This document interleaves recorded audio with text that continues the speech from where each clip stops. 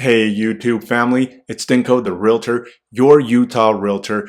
Preliminary data is showing that we potentially have peaked for 2024 and home values are coming down. Now, I've been saying that we're going to peak sometime at the end of spring, beginning of summer, and this is a trend that's been going on since 2022 into 2023 and now into 2024. However, I've been saying that there is a good chance that this year, the slowdown in the second half of 2024 has potential to be just as bad as the slowdown of 2022, where we saw upwards of 15% off of the median home price drop, which was upwards of $100,000 almost on that median sales price from $600,000 all the way down to $510,000. And even with those spring upticks in 2023 and 2024, we never recovered to that median price of $600,000.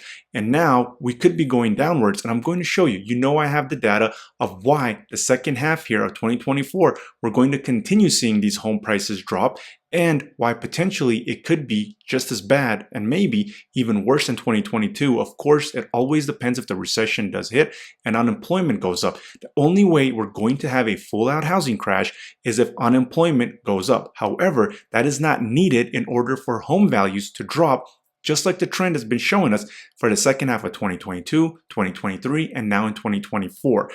Before we get into that, make sure you smash that like button, subscribe, that way you're notified when new videos drop, you don't miss out on this information. Now let's get into the video here. Let me just remove myself. Look at the active listings, just increasing since the beginning of the year here into May. And look at this right now.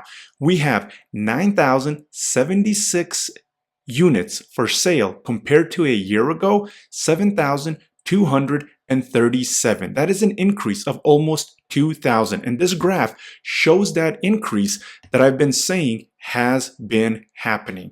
Now, if inventory continues to increase at a much quicker pace than 2023, well, in previous videos, I've been showing why that is resembling 2022, which could be a much bigger slowdown even if unemployment rate does not explode up. Now, if it does, then of course, that just means much more pain for the economy, for the housing market, and everything. That's why I've been saying nothing has stabilized. Now, check this out right here. Let me just remove myself.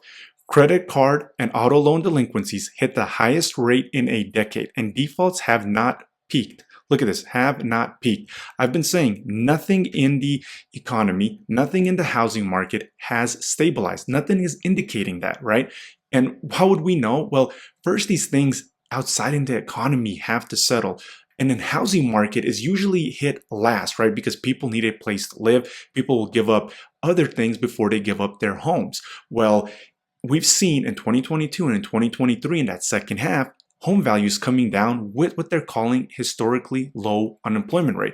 Well, what happens if unemployment rate goes up, right? So we're not even going to get into all that, but look at that right there. It is just showing us it has not peaked. And look at this. Credit card balances fell into delinquencies, rose 9% last quarter. 9%. That is a huge increase in the amount of delinquencies that we're seeing in credit cards. Now look at that. Again, in 9% at the bottom right there, it shows it. All right, now I'm going to show you other things that are going on here, and it's going to also involve credit cards. Check this out. Let me see if I can stay on there. Nope, I can't. So I'm going to remove myself. Look at the credit card defaults. So this right here is the Great Recession of 08-09. Look at us right here towards the end of the graph now. It's mimicking that upswing that we saw in 08-09.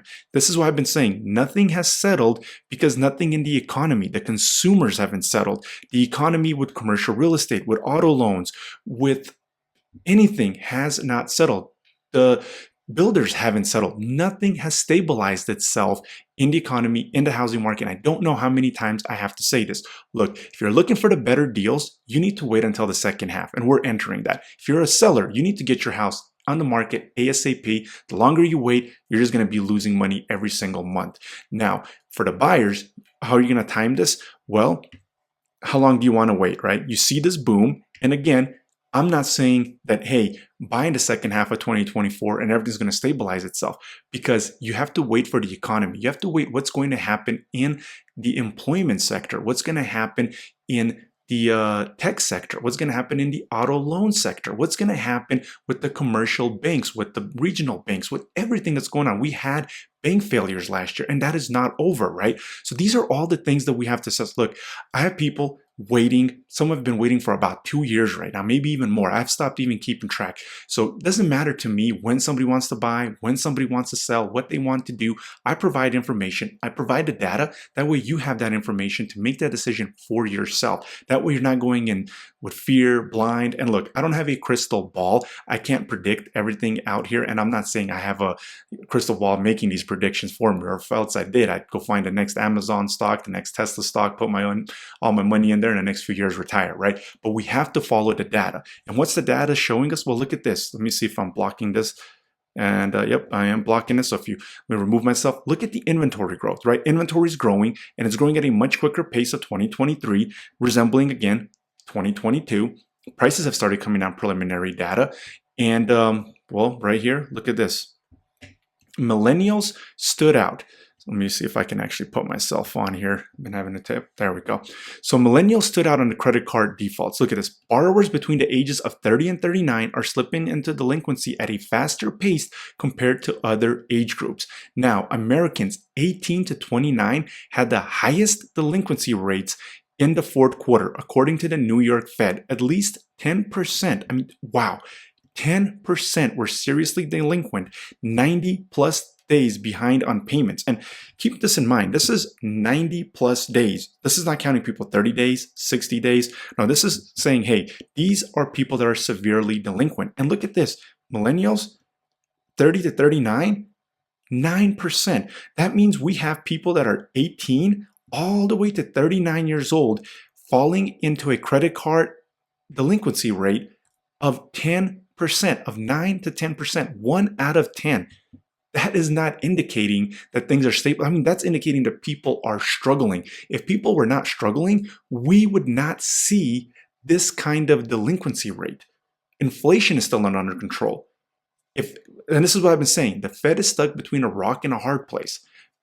If they can't get inflation under control, they can't just drop these interest rates. And why would they just drop and slash these interest rates back to 2%, cause the same inflation issues, cause the same economic pain that they're trying to get rid of right now? Look, can prices uptick? Can they do a soft landing? Sure, they can print their way maybe out of this. Very small chance in my opinion.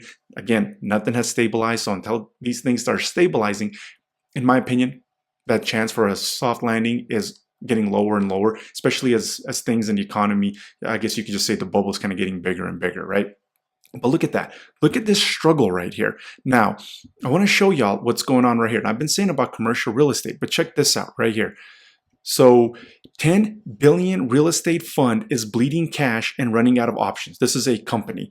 Now check this out right here. The 10 billion fund, Starwood Capital Group, has been trying to preserve its available cash and credit by limiting investor redemptions. In the first quarter, the fund was hit with 1.3 billion in withdrawal requests. People are just not saying, hey, they're not saying keep my money and keep investing it. See, this right here is showing that things haven't stabilized, right? So 1.3 billion in withdrawal requests, but satisfied less than 500 million of them. They're not even giving the investors all their money back, because if they did, it would cause them to go bankrupt. Look at that. You see all of this right here, total of 752 million at the end of April, down to one, and then down from the 1.1 billion at the end of the last year, and it was 2.2 billion end of 2022. So this is their fund liquidity. And you just, I've been blocking that, haven't I? Look at that. Their fund liquidity is just going down to lower and lower levels. Again, none of this is indicating that anything has stabilized. And we go back over here. We see inventory growing, preliminary data showing the prices are going down. And why would that just change itself? Why would this not continue happening? Why would prices not continue going down? So you have to ask yourself. And if they were to go up on an upswing, how big can that upswing really be if we're out of the spring and summer? Well, we're not out of the summer selling season, but the buying selling season of the spring and summer are the two biggest selling buying seasons of houses in Utah, in the greater Salt Lake area, the Wasatch Front, and really nationwide in any market. The warmer markets are a little more level, but they see the upticks in spring and summer just like we do here. And well, if we've essentially peaked with home values, inventory just continues growing, what's indicating that this isn't going to continue into the second half of 2024. And again, this trend here is resembling more of 2022, and we could potentially see those bigger and bigger price drops. Make sure if you haven't, hit that subscribe button so you're notified when new videos drop. Hit that like button, that'll do me a solid. And my contact information is down below in the description if you need to get a hold of me.